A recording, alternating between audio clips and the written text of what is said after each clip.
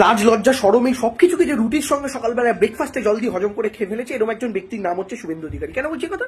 আজকে বিধানসভা থেকে সাসপেন্ড হওয়ার পর বিধানসভার বাইরে দাঁড়িয়ে নির্লজ্জের মতো চিৎকার করে করে বলছে হিন্দুদের জন্য কথা বলতে গিয়েছিলাম বলে সাসপেন্ড হয়েছি। বাহ, হিন্দুদের জন্য কথা বলতে গিয়ে সাসপেন্ড হয়েছে। তারপরে কি স্লোগান দিল, এ বাংলায় সরস্বতী পুজো হয় না, সরস্বতী পুজো হতে দেওয়া হয় না। অথচ বাংলায় 2 কোটি সরস্বতী পুজো হয়েছে, স্কুলে কলেজে বারে বিভিন্ন জায়গায় সব মিলে 2 কোটির ওপর সরস্বতী পুজো হচ্ছে। কেন ইমাজিন? তার মধ্যে খবরে আপনারা কি দেখেছেন? 2টো জায়গার সমস্যা। সেই 2টো জায়গা কি সরস্বতী পুজো করা নিয়ে সমস্যা না, বিশেষ করে যোগেশচন্দ্র কলেজের সমস্যা। এই শিফটের ছেলেমেয়েরা করবে না, ওই শিফটের ছেলেমেয়েরা করবে, কোথায় করবে এই নিয়ে সমস্যা। সবাই করতে চায় বলে সমস্যা, কেউ করতে চায় না বলে সমস্যা নয়, কাউকে করতে দেবে না বলে সমস্যা নয়। এইটাকে প্রেজেন্ট করছে কিভাবে, যে হিন্দুদের স্বার্থে কথা বলতে গিয়ে, হিন্দুদের স্বার্থে। দাঁড়ান দাঁড়ান দাঁড়ান, শুভেন্দু বাবু, মা সরস্বতীর মা হচ্ছে মা দুর্গা। আর সেই মা দুর্গার পুজো মমতা বন্দ্যোপাধ্যায় ক্ষমতা আসার আগে বাংলায় যে স্ট্র্যাচারে হতো, আজ যে স্ট্র্যাচারে হয়, সেটা তফাৎটা তো আপনি খুব ভালো মতো জানেন। কারণ আপনি তো 2016 অব্দি সরকারের পার্ট, এই 2020 অব্দি সরকারের পার্ট ছিলেন না 9 বছর। আপনি জানেন তো যে সিপিএম এর সময়, লাস্ট গভর্নমেন্টের সময় দুর্গাপুজোর কি স্ট্র্যাচারে হতো, আজকে কি স্ট্র্যাচারে হয়, সবটা জানেন। কত বিদেশি দর্শক আগে দুর্গাপুজোকে কেন্দ্র করে আসতো, আজকে কত দর্শক আসে। আচ্ছা, এতই যদি আপনি হিন্দুদের স্বার্থে কথা বলেন, মমতা বন্দ্যোপাধ্যায় যখন এই দুর্গাপুজোগুলোকে বৃদ্ধি করার জন্য, মা দুর্গার আবাহনকে আরো বড় করে প্রমোট করার জন্য ক্লাবগুলোকে টাকা দেন, তখন আপনারা বিরোধিতা করেন কেন? আপনাদের দল বিরোধিতা করে কেন? তখন মনে থাকে না হিন্দুদের স্বার্থ? তখন মা সরস্বতীর কথা মনে পড়ে, মা সরস্বতীর মা দুর্গার কথা মনে পড়ে না? নাকি মায়ের চেয়ে মাসির দরদ বেশি? কিভাবে এটাকে অভিহিত করা উচিত আমি জানি না। আপনারা দুর্গাপুজোয় টাকা দিলে সরকার সেটার বিরোধিতা করবেন, তো হিন্দু বিরোধী কারা? হিন্দুদের বিরোধিতা করছে কারা? ওসব বাদ দিন। বাংলার মাটিতে দুর্গাপুজোর সময় কোটি কোটি লোক ঘুরে বেড়ায়। গঙ্গাসাগর মেলায় 2 কোটির ওপরে, 1 কোটি 1.5 কোটির ওপরে লোক এসেছিল। একজন মানুষকেও মরতে হয়নি মমতা বন্দ্যোপাধ্যায়ের রাজত্বে। আপনাদের কুম্ভে কত 100 লোক এখনো পর্যন্ত মারা গেছে বলুন তো, নিউ দিল্লি স্টেশনের কুম্ভ নিয়ে। কে হিন্দুদের মৃত্যুর জন্য দায়ী? হিন্দুদের স্বার্থ বিরোধী কাজ করছে কারা? বিজ্ঞাপন দিয়ে 50 কোটি লোককে ডেকে এনে তারপর তাদেরকে পাইপ পিষে মেরে দিচ্ছেন আপনারা। ট্রেনে উঠতে গিয়ে পিষে মরে যাচ্ছে তারা।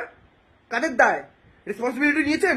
রেলমন্ত্রী পদত্যাগ করেছে, প্রধানমন্ত্রী পদত্যাগ করেছে। দুর্গাপুজোর টাকা দেওয়ার বিরোধিতা করার সময় আপনার লজ্জা হয় না? তখন মনে হয় না আপনি হিন্দু স্বার্থ বিরোধী কাজ করছেন? মা দুর্গার পুজোর আমেজকে ছোট করে দেওয়ার চেষ্টা করছেন, যেন অন্যান্য রাজ্যের উৎসবগুলোর চাইতে, আপনাদের শাসিত রাজ্যগুলোর উৎসবের চাইতে বাংলার কোনো একটা ধর্মীয় উৎসব বৃহত্তর জায়গায় না যায়। এটা আপনাদের হিংসতা নয়, আপনাদের স্বার্থান্বেষী মনোভাব নয়। আজকে মমতা বন্দ্যোপাধ্যায়ের দৌলতে আজকে দুর্গাপুজো আজকে হেরিটেজের তকমা পেয়েছে, একটা ইনটেনজিবল হেরিটেজের তকমা পেয়েছে।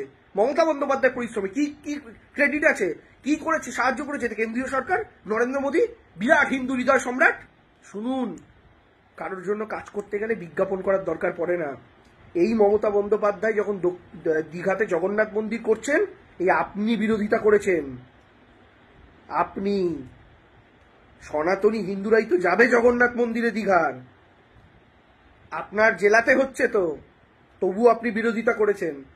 গোটা পশ্চিমবঙ্গের অন্যতম বৃহত্তর একটা ট্যুরিস্ট ডেস্টিনেশন যেটা হতে চলেছে, তাই আপনি আসল হিন্দু স্বার্থ বিরোধী। কেন জানেন? কারণ আপনারা হিন্দুদেরকে ওই খাসি খাওয়া আপেলের মতো করে ব্যবহার করেন। খাসি খাওয়া আপেল কি জানেন? আপেল খাওয়া খাসি কি জানেন তো? মার্কেটে 2 রকমের খাসির মাংস পাওয়া যায়।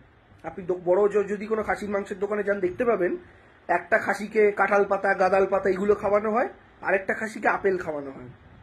যে খাসিটা আপেল খায় সে খাসিটা ভাবে আমার মালিক কত ভালোবাসে, আমার আপেল খাওয়াচ্ছে।